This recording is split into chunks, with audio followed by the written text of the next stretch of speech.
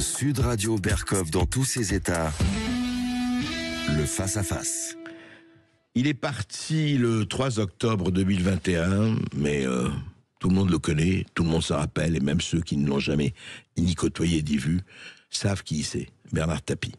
Bon, moi je ne veux pas dire que je ne le connais pas, je l'ai rencontré il y a 40 ans, et on ne s'est jamais vraiment, tout en se voyant des mois pendant des mois, mais on ne s'est jamais vraiment quitté. Et Tapie, effectivement, c'est intéressant parce qu'il était haï par les uns, adoré par les autres, et c'était quelqu'un qui était hors sol et hors norme, bien sûr, surtout. Et il y a un livre donc, que j'ai reçu et qui m'a touché, pas seulement parce que je connais Tapie, mais parce que c'est un témoignage très intéressant de Marie Grissinger. Marie Grissinger est devenue Marie Tapie parce qu'elle a épousé Laurent, l'un des fils de Tapie, et ça fait 30 ans qu'elle est entrée dans la famille, hein, on peut dire ça. Oui, c'est ça. Merci de me recevoir.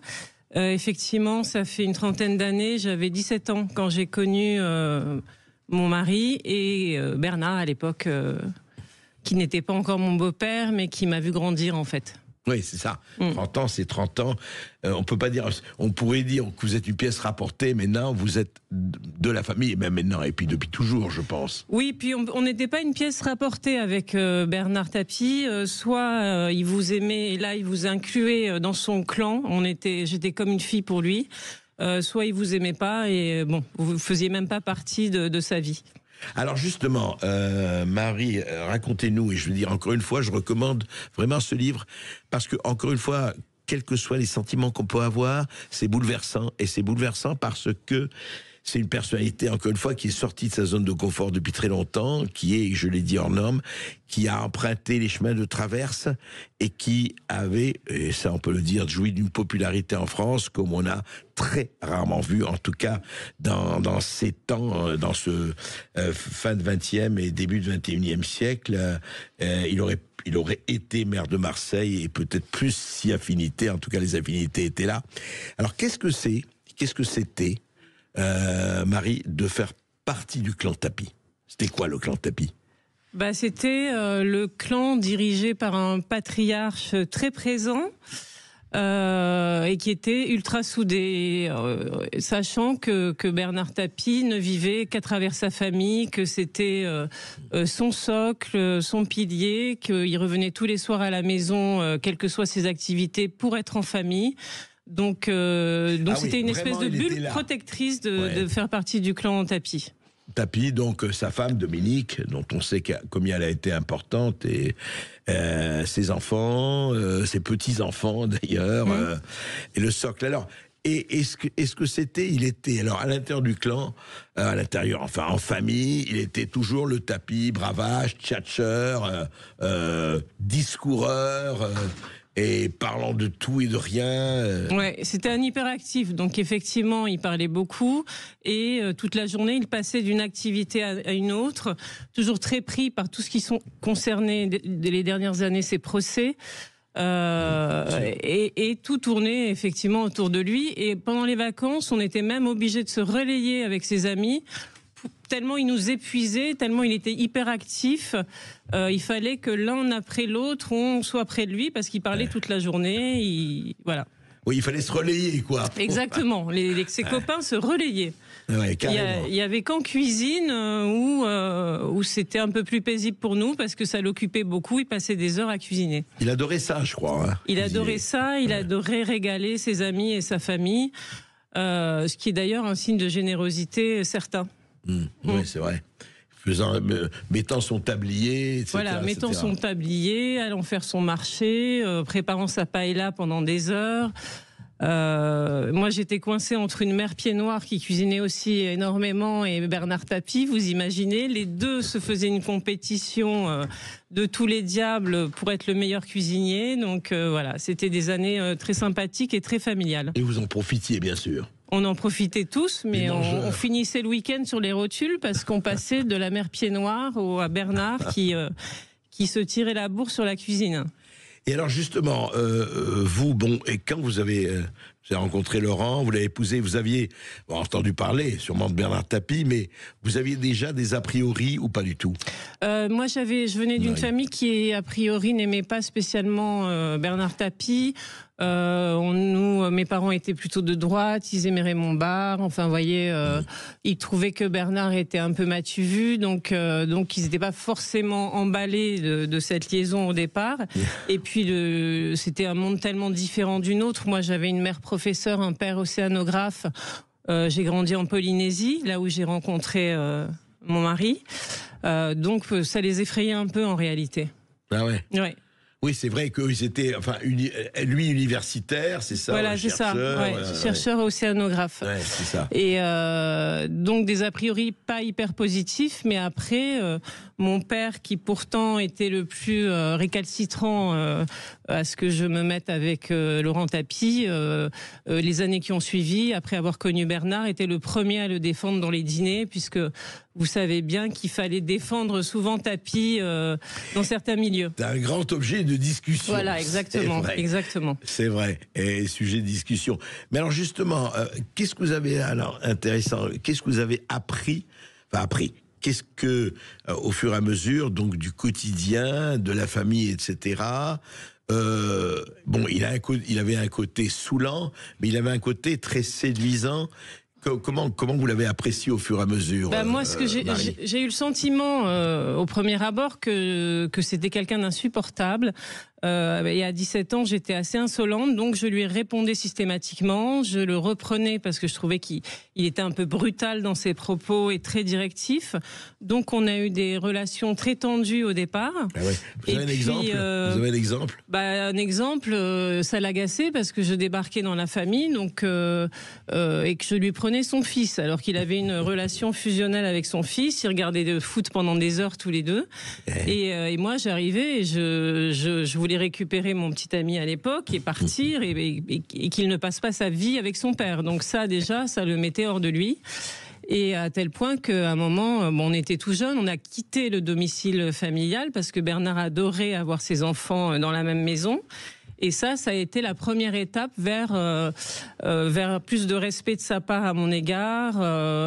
Et après, j'ai compris à le connaître. En fait, c'est un homme qui est comme une fanfare de défauts qui l'accompagne partout. Et on ne voit que ça. Parce qu'il est colérique, il parle mal, il peut être grossier. Mais une fois qu'on a passé cette croûte comme ça, un peu compacte de défauts, on découvre quelqu'un de très humain, un père de famille exemplaire et très très disponible pour ses proches. Et c'est vrai, parce que c'était pas du tout... Alors lui, c'était le contraire du cavaleur, c'était le contraire de quelqu'un qui allait à droite et à gauche, qui était extrêmement... il était famille, il était fidèle, etc. Mais justement, quand vous dites... c'est très joli, la fanfare de défaut. Une jolie expression... ça lui va assez bien, d'ailleurs. Oui, tout à fait. Et en fait, quand vous étiez alors avec vos amis, avec vos fréquentations, etc., parce que ça, c'est intéressant de rester un peu là-dessus. Et est-ce que vous aviez à chaque fois, ou pas à chaque fois, enfin souvent à le défendre? Parce que moi, j'ai connu ça aussi dans des dîners de famille, quand on parlait de Tapie, ça tournait toujours non pas à la risque ou à la bagarre, mais enfin, avec des gens qui disaient, mais c'est pas possible, ce type, c'est un escroc, c'est ceci, c'est cela. Est-ce que ça vous arrivait souvent d'avoir à le défendre? J'avais à le défendre, mais pas tant que ça, parce que les gens, je pense, respectaient le fait que je vivais avec son fils.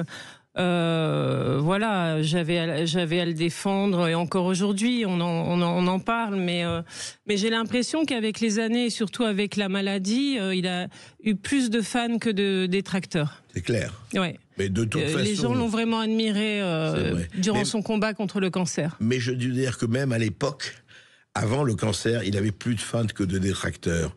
Parce que quand on voyait les foules qu'il pouvait attirer, j'ai juste une anecdote, moi je permets de le dire, un jour, il y avait le maire d'Aurillac dans le Cantal il voulait absolument recevoir Tapie. Et il a dit, ok, j'y vais, je prends mon jet, j'y vais, qui me paye l'essence, Et j'arrive là-bas et ils avaient prévu 1000 personnes. Il y a eu 10 000 personnes qui sont arrivées de toute la région. C'est-à-dire qu'il y avait cette espèce de charisme, en tout cas populaire, qui était là après. C'est clair. Et vous avez participé quand même à, alors justement, parce que 30 ans, à sa vie politique. Quand je dis politique, non pas au sens d'engagement, mais au sens d'aller dans des meetings, dans des campagnes, etc. Moi, je l'avais accompagné en Guyane pendant les européennes. Oui. Puisque j'ai aussi j'ai grandi entre la Polynésie et la Guyane, donc ça me tenait à cœur. Il m'avait emmené très gentiment. Ça m'avait permis, d'ailleurs, à l'époque, je devais avoir une vingtaine d'années, ça m'avait permis de mieux le connaître parce que pour la première fois, j'étais complètement seule avec lui. Donc oui, je voyais qu'il générait vraiment de l'enthousiasme, notamment des classes populaires. Et je vois vraiment un décalage entre ce que nous offrent les médias quand ils parlent de tapis et puis quand je parle aux gens dans la rue, dans les taxis. Et je me rends compte quand je parle vraiment aux Français qu'il y a quand même beaucoup d'amour pour ce personnage et qu'il a touché énormément de personnes. Et c'est pour ça que quand vous dites « je m'appelle Marie Tapie », il dit « Tapie comme Bernard ». Voilà, dans les taxis, systématiquement, Marie Tapie, mais Tapie comme Bernard. Ouais. Ouais. On va continuer d'en parler, vous voyez, de parler de ce livre, de ce très joli livre de Marie Grissinger-Tapie sur Bernard, justement. Et si vous avez une question ou si vous voulez réagir, n'hésitez pas à nous appeler au 0826 300 300. Bercoq dans tous ses états revient tout de suite. Pourquoi les Français, et comment on peut le combattre, pourquoi les Français hésitent entre, de temps en temps, la rébellion et puis l'abattement? Comment on peut les doper? J'ai envie de vous dire, bon, je ne vais pas vous dire, vous allez trouver que c'est une conclusion désagréable pour nous deux. Mais... Vous êtes vraiment maso, hein, vous oui. faites semblant. Non, je vais vous dire, voyagez un peu plus. Et puis vous verrez que la France ne ressemble pas à ce qu'elle est. Le jour où vous serez allé en Chine ou en Russie aussi souvent, comment moi je ne demande pas d'aller en Chine. Allez à Pau, allez à Orthez, allez à Lorient. Arrêtez de lire les journaux et vous verrez qu'ils ne sont pas du tout ce que vous êtes en train de dire. Eh oui, hein, c'est intéressant. La France de certains médias et l'autre France. Mais justement, Marie Grissinger-Tapie, on va parler de ça, et vous en parlez très bien dans votre livre, de cette période, justement, de la maladie, du cancer, et avant ça, de cette période des procès, qui a commencé, il faut le rappeler, hein, dans les justement 92, 93, hein, 30 ans, c'est le moment où vous êtes arrivé dans la famille. Donc, vous êtes arrivé dans la famille, il y avait déjà procès. Non, je suis arrivée en 91. J'étais à la fin de la période de gloire, en fait, et j'ai connu après quasiment que pas mal de galères.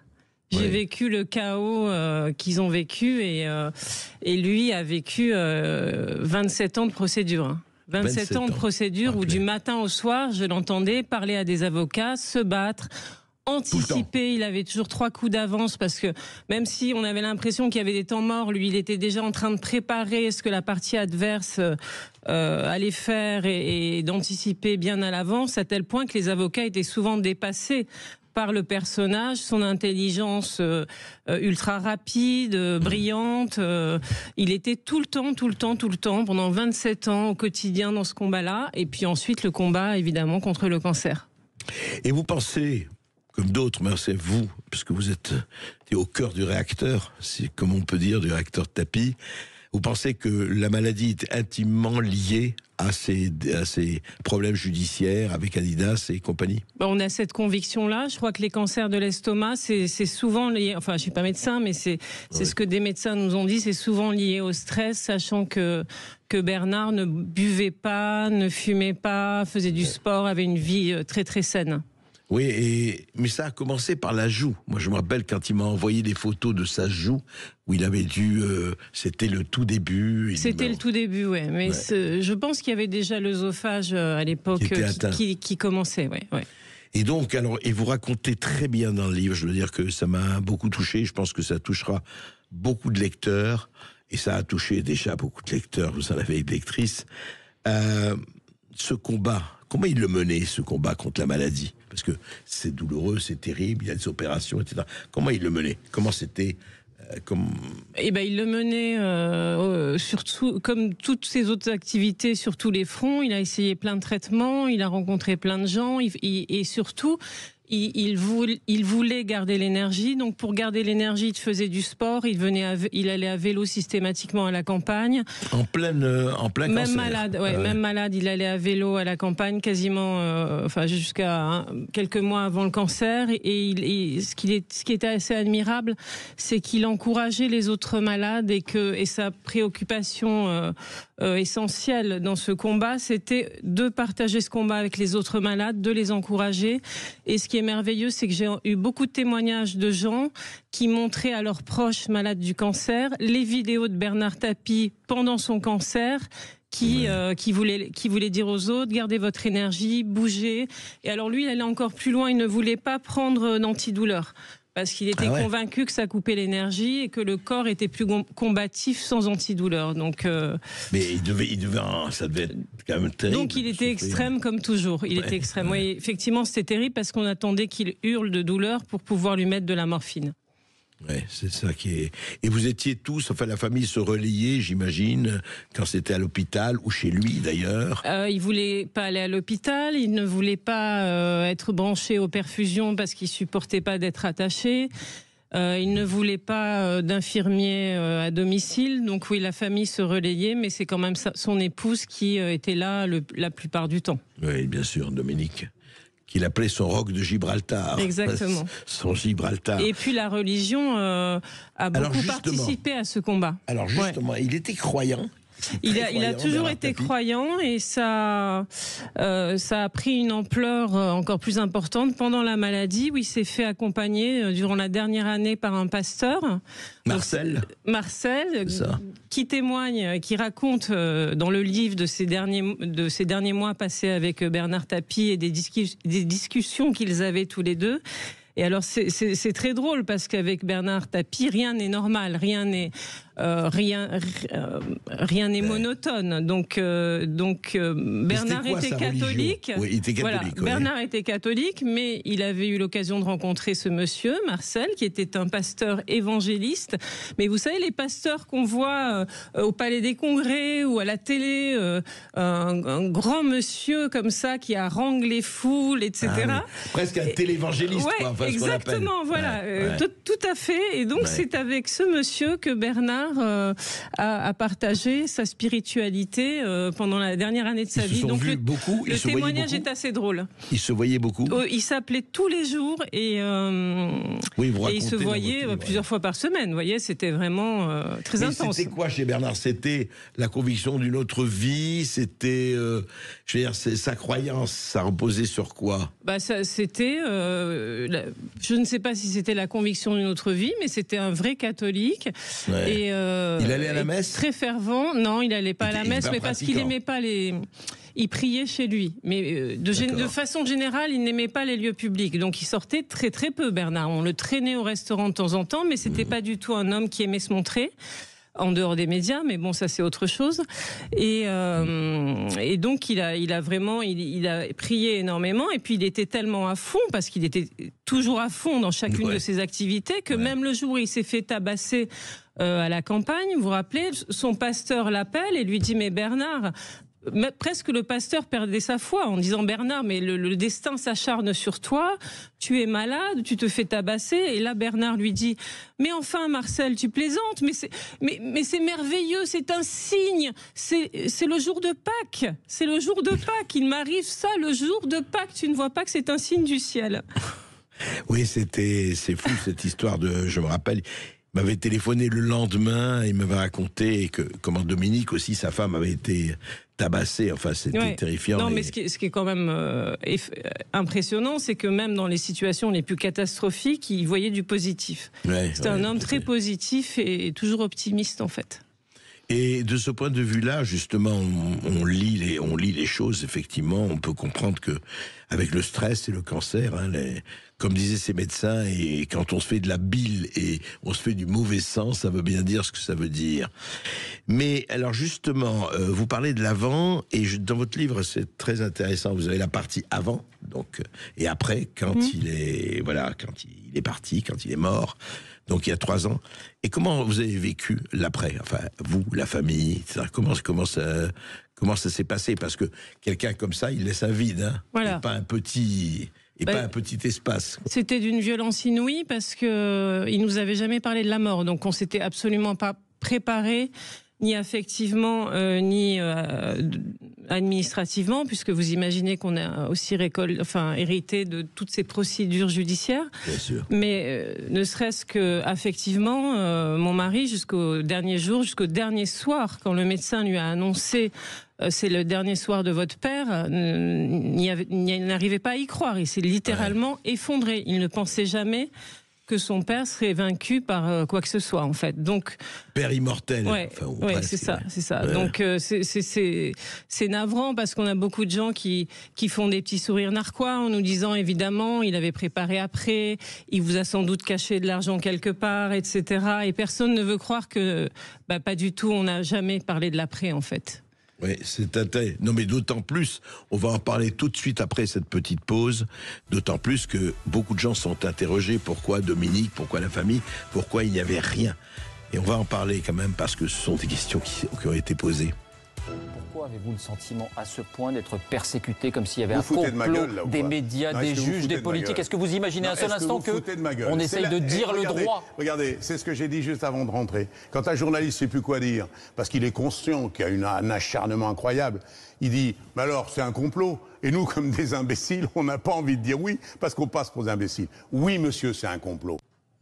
Eh oui, il y a des complots. Et peut-être qu'il faudrait arrêter que quand on parle d'un certain nombre de choses, on évacue en disant « ah, complotiste hein ». On l'a vu sur un certain nombre de phénomènes de ces dernières années. On va pas revenir là-dessus, mais c'est très intéressant qu'on voit en 2013 Bernard Tapie répondant à David Pujadas sur ce ton. Justement, on était en train de parler de l'attentat, disons de ce cambriolage lamentable. Et au fond, je voudrais qu'on parle un peu de l'après. Donc, on a ce qui s'est passé. Et au fond, est-ce que les contempteurs, les accusateurs, les lâcheurs et lâcheurs aussi ont un peu baissé d'un ton quand même, une fois que... Ah bah oui, ils avaient eu la bête, donc ils ont baissé d'un ton, effectivement. On a été étonnés, nous, de voir à l'enterrement de Bernard voir arriver un de ses lyncheurs, un de ses principaux lyncheurs, qui était François Bayrou, qu'évidemment nous n'avions pas invité, qui était un de ceux qui s'est acharné sur mon beau-père et qui avait contesté violemment l'arbitrage, qui était un proche de Père Levade, le banquier du Crédit Lyonnais, qui a eu l'audace de venir à l'église le jour des funérailles, qui s'est caché au fond de l'église. Heureusement que la famille ne l'a pas vu. J'ai trouvé ça assez pervers. Est-ce qu'il venait se vérifier que la dépouille était bien là? Je sais pas, mais c'était assez étonnant comme... On va pas spéculer sur les intentions, mais c'est vrai qu'on peut se poser la question. Mais justement, vous avez rencontré après, vous le racontez dans votre livre, un certain nombre de personnes. Et pourquoi vous vouliez les confronter? C'est intéressant. Qu'est-ce qui vous a amené, Marie Tapie, à vouloir voir Borloo, bien sûr, qui avait été un de ses premiers... il travaillait avec lui, un de ses avocats, etc. Et puis d'autres, et puis Xavier Niel, et puis beaucoup d'autres. Pourquoi? Alors déjà parce qu'un souvenir partagé avec quelqu'un de proche, c'est un peu retrouver la personne. Et puis parce que Bernard avait une personnalité tellement complexe que moi, j'avais pas, même en 30 ans, réussi à vraiment faire le tour, et j'avais envie d'entendre la vie d'autres personnes, de voir un autre regard, un autre angle, et j'ai encore appris des choses sur lui. Oui, par rapport à, bien sûr. Oui. Et d'abord, je ne vous ai pas posé la question, mais je vous la pose maintenant. Pourquoi vous avez eu envie de faire ce livre, au fond? Parce que, je veux dire, qu'est-ce qui vous a amené à se dire, après tout, parce que Dieu sait s'il y a eu des livres sur Tapie, évidemment, de gens moins proches que vous l'étiez, mais qu'est-ce qui vous a vraiment motivé? Oui, je l'ai connu, j'ai envie de raconter qui il était, ce que c'était par rapport à... Alors moi, j'avais déjà écrit un livre avant chez Albin Michel sur mes parents. Oui. Et quand j'écrivais ce livre, je côtoyais déjà Bernard. Très bon titre, rappelez-moi le titre. On reconnaît le bonheur au bruit qu'il fait en s'en allant. C'est joli. Et au fur et à mesure que j'écrivais ce livre, Bernard lisait des passages et il aimait beaucoup ma façon d'écrire. Il me disait, il m'avait dit à l'époque, mais bon, c'est très bien, t'écris un livre sur... à l'époque, c'était sur mes parents et notamment mon père, l'océanographe, l'aventurier. Il m'avait dit, c'est très bien, tu écris un livre sur ton père, mais ça serait vraiment plus intéressant si tu me rajoutais dans le livre de comparer...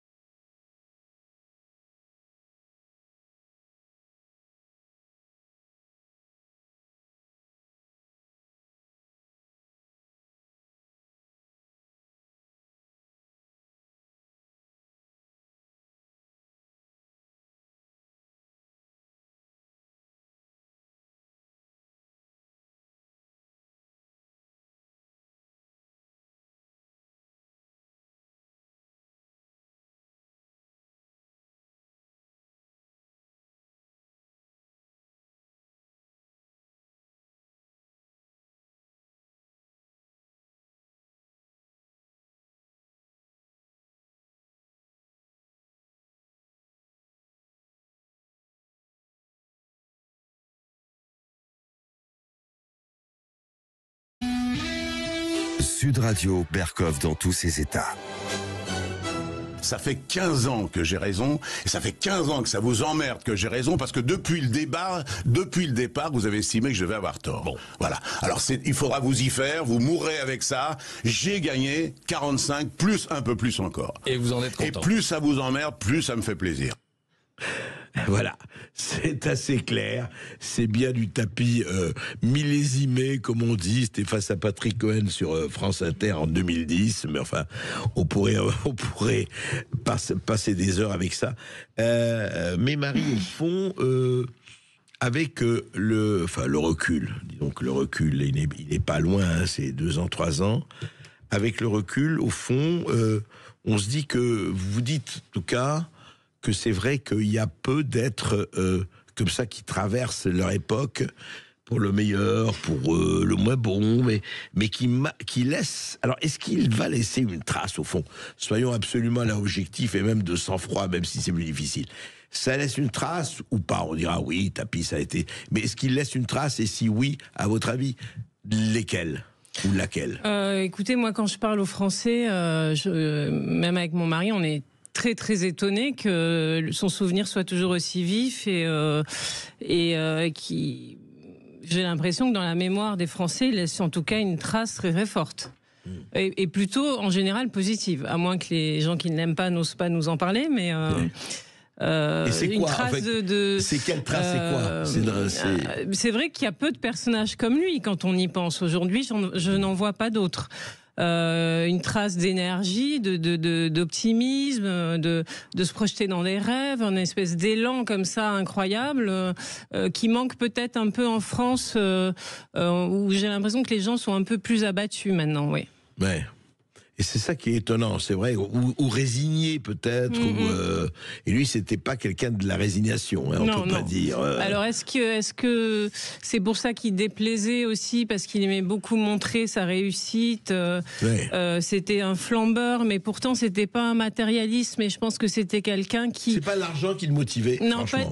pas du tout, pour moi c'était de montrer au monde qu'il avait réussi, qu'il était parti de rien, qu'il était arrivé là. Il avait un besoin énorme de reconnaissance, mais au quotidien, c'est quelqu'un qui n'aimait pas les mondanités, qui ne sortait pas, qui ne s'achetait pas de fringues, qui voulait juste, qui était heureux d'être en famille, dans sa cuisine, avec ses chiens et ses enfants. Voilà, c'est ce qu'il adorait faire. Donc je pense que c'est que des signes. Il était médiatique à mort. Enfin, il était sur oui, mais ça, c'était l'aspect carrière, et puis c'était ce que je vous disais, c'était l'aspect regardez-moi, regardez qui je suis, et c'est pour ça peut-être que la politique l'attirait particulièrement, pas pour profiter d'un domicile qu'on peut avoir quand on est ministre, ou de jet privé, ou du jet présidentiel pour se déplacer, si vous voyez ce que je veux dire, mais plus pour faire quelque chose d'important aux yeux des Français, et pour exister en fait. Est-ce qu'il pensait à la présidence ? Franchement. Bien sûr, il pensait à la présidence, et même jusqu'au dernier souffle, il pensait à la présidence. Une semaine avant de décéder, il était au fond de son lit, il pesait 48 kilos. Il était avec du cancer partout dans le corps. C'était vraiment la fin. Et il dit à Laurent, si j'arrive à me sortir des portes de l'enfer, donc il s'imaginait encore guérir, je me présente à la présidentielle. Et là, Laurent lui dit, donc son fils Laurent lui dit, écoute papa, bon, t'as pas de parti, c'est dans quelques mois la présidentielle, t'as 78 ans, t'es quand même très malade, donc président c'est peut-être un peu ambitieux, peut-être Premier ministre. Et là Bernard lui dit, ouais, ça aurait de la gueule Premier ministre, et puis ça aurait un peu plus de gueule que ce con de Castex. Ah oui, c'était donc ça, c'était quelques jours avant la fin. Voilà. C'est étonnant. Et est-ce que vous pensez aussi, nonobstant la maladie, parce que beaucoup l'ont dit, s'il n'avait pas fait de politique, il aurait été, encore peut-être milliardaire, en tout cas faisant des tas de choses dans les affaires ou pas. Oui, vraiment, la politique a marqué, c'était le début de la fin, c'était le début des attaques. Dès qu'il a été en politique, c'était un des hommes les plus populaires en France, et on l'a rendu inéligible 1 an avant la mairie de Marseille, en fait, qui lui était quasiment acquise. Oui, ça c'est... Il déplaisait aussi bien à la droite qu'à la gauche, en fait. Ouais. Et c'est très intéressant parce que ça en dit long sur les clivages en France, c'est vrai, par rapport à... Et est-ce que il était toujours... parce qu'il y avait eu, vous savez, l'épisode Tapie-Le Pen, enfin, dont vous avez évidemment entendu parler, ça s'est soldé par un grand match de boxe, figuratif à la télévision, bien sûr. Mais au fond, aujourd'hui, vous dites que vos souvenirs, justement, vos mémoires, en fait, ce qui ressort, d'ailleurs, ça ressort de votre livre, c'est quand même, il y a quelque chose d'immense tendresse et affection, quand même, qui est là. Même avec les coups de gueule, même avec... mais est-ce que vous n'avez pas eu, franchement, à part l'affrontement du début, il y a quand même eu des scènes, il y a eu des conflits. Bien sûr, oui. Il était très dur à vivre au quotidien, mais c'était quelqu'un de très très affectueux avec ses proches. Donc c'était un homme qu'on pouvait, enfin un père, un beau-père, un grand-père qu'on pouvait appeler 24 heures sur 24 et qui était disponible. C'est-à-dire que vous je pouvez l'appelais l'appeler à toute heure. Oui, il nous en voulait nous de pas être joignable à toute heure. Il comprenait pas ça. Lui, il fallait être joignable pour ses proches. En permanence. Donc on l'appelait à 1h du matin, il répondait. Un problème de santé, ça m'est arrivé d'avoir très mal quelque part en pleine nuit. Comme il était passionné par la médecine, il avait potassé tous les bouquins. C'était un livre ouvert en médecine et il avait une mémoire incroyable. Donc vous l'appeliez en pleine nuit, il vous disait quoi faire, quoi prendre. Le lendemain, dès son réveil, parce qu'il se réveillait avant tout le monde, il avait déjà appelé l'hôpital pour prendre un rendez-vous, etc. Et il était comme ça, même avec mes parents. Et ça donne une anecdote assez amusante d'ailleurs, parce qu'il était quand même très occupé. Et à un moment, je lui dis, mon père va pas bien, est-ce que tu peux me trouver un neurologue ? Et il comprend mal, il entend urologue. Et mon père était en début de démence. Donc il part à l'hôpital et puis il va au rendez-vous que Bernard lui avait pris. Et il ressort du rendez-vous et puis il nous dit à ma mère et moi, il nous dit le monsieur était très bien, le professeur était très bien, mais bon, pour un neurologue, il m'a fait un toucher rectal, c'est un peu bizarre. Donc Bernard, très gentiment, malgré toutes ses occupations, avait pris rendez-vous, mais chez un urologue qui pensait que c'était un problème de prostate et pas un problème de cerveau. Voilà, tel était Bernard Tapie et vraiment Marie Grissinger-Tapie, vous le racontez très bien et vous le racontez de façon extrêmement émouvante en ne cachant pas les défauts mais en disant ce que ça a été. Et puis c'est toujours bon d'avoir effectivement des gens qui sont hors normes, hors balises, hors sentiers, de petites randonnées. Et voilà, c'est un livre en tout cas à lire. Merci. André Berkoff recevait aujourd'hui dans son face-à-face Marie Tapie, la belle-fille de Bernard Tapie, qui nous a parlé de l'homme derrière l'homme d'affaires. Et son livre, c'est Tapie comme Bernard, qui est sorti aux éditions Presse de la Cité. Vous voulez réécouter cette émission ou l'écouter car vous en avez raté une partie, n'hésitez pas à vous brancher sur sudradio.fr ou à la regarder en replay sur notre chaîne YouTube. André Berkoff revient demain. Même endroit, même heure, André ? Même endroit, même heure, absolument. Pour une nouvelle émission de Berkoff dans tous ses états.